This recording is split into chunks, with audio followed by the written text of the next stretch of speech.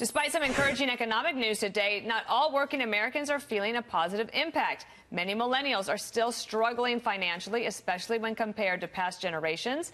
Let's bring in my good friend, George Tyrus Murdoch, Fox News contributor and professional wrestler, and one of the stars of the GG show, the Greg Gutfeld show at 10 p.m. on Saturdays. Yes. It's good to have you here.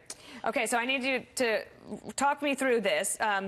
I think Generation X, of which you and I are a part, we sometimes get frustrated with millennials because, you know, we just have a different outlook on life. We grew up in fear of our parents and couldn't wait to get out away from our parents. You think that's what it is? Yeah, I mean, I was like 7 planning my escape. So, and then you look at millennials, their parents were their friends, which is crazy. So why leave the nest if your speaking BFF of that, lives at the nest? Check this out. In 1975, most younger people were already living with a spouse in their own home, 57%.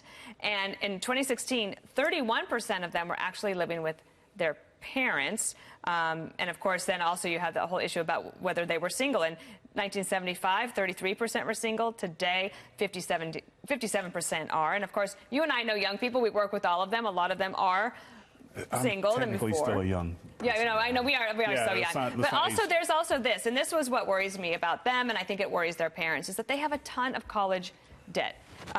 This stat out of this place here, among millennials. In 1975, you basically walked out of college with a $2,500 bill. In 1989, 20% of families were in debt for it, and 41% families in debt for college in 2013, and it just keeps getting worse for them. So I feel like maybe we have put lead weights on their ankles and asked them to run the marathon of life. No, I think we've put super cush pillows on their behinds and allowed them to sit and not want to leave the net. And one of the things I know, like when I was in school, like I had a football scholarship. So really? Yeah. Oh, yeah, me too. Really, yes.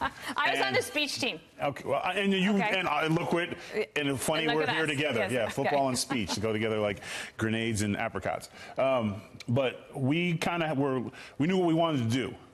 We didn't want to be broke, and we didn't want to have to go back home, and didn't want to go back to our town, quote, a loser. So we worked hard. We got a degree. In some cases, even if it wasn't what you originally your freshman year, you're like, I'm going to be a doctor, and realize that, well, that's a lot of classes, and you got to be really smart. So you know what? I'm going to be a PE teacher. So we get through college, and we do our stuff when we get our loans. Nowadays, when I talk to kids, when they're like, hey, what are you going to be? I don't know. You know, whatever.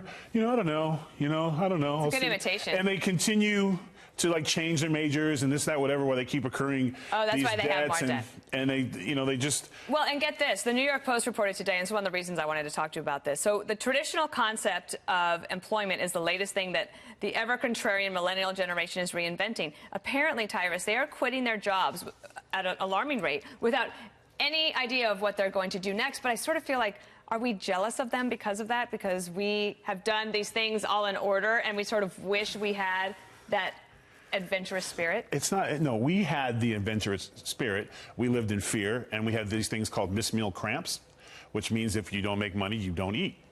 Our parents would call it tough love. That's outlawed now. So, you know, you can't have tough love with safe spaces. So they can quit a job because they don't think about the ramifications of their actions. Oh, I just quit so I can spend more time working on my app. Well, this one lady, I read about her today. She's quit. She's moved to Hawaii. She's going to travel the world. She met another guy who he had just quit his job. They were living, visiting Nicaragua. Now they're traveling over to East Asia and together. Who's financing this little trip? Well, what you want to bet? I'll bet you a hat is mom and dad. They're friends. Or a credit card. Or they've gotten their student loans or whatever it is and not paying their responsibilities, so it's easier to just gallivant around the country with no cares in the world. But it goes back to the parents. It's not about millennials and X's, it's about mom and dad. That time that the United States stopped being parents, started being friends. Now you got a bunch of homesteaders in your house traveling the world, not doing their stuff because you wanted to be their buddy. All right, well, we will watch you. I have children. I'm not their friends. You're not their friend. I'm planning them to leave ASAP. Thankfully, you are my friend, and I will watch you tomorrow night on the Greg Gutfeld Show, 10 p.m. on Saturday. And I will watch you later this afternoon. All right, Tyrus, thank you. Thank you.